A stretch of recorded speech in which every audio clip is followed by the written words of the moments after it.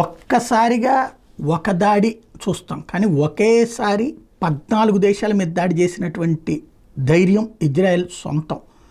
అలాగే ఇప్పుడు మళ్ళీ 1+4 అటాక్, ఒక పక్కన సిరియాలో అటాక్ చేస్తుంది, ఇంకో పక్కన యెమెన్లో అటాక్ చేస్తుంది హౌతీల మీదన, మరొక వైపున పాలస్తీనాలో అటాక్ కంటిన్యూ చేస్తుంది, లెబనాన్లోకి గ్రౌండ్ ఫోర్స్ అటాక్ ప్రారంభించేసి ఇజ్రాయెల్కి సంబంధించిన ఆర్మీని దెబ్బ కొట్టడం కోసం హిజ్బుల్లా వాళ్ళు గ్రౌండ్ సైన్యం రావడానికి లెబనాన్ మీదకి రెడీ అయ్యారు.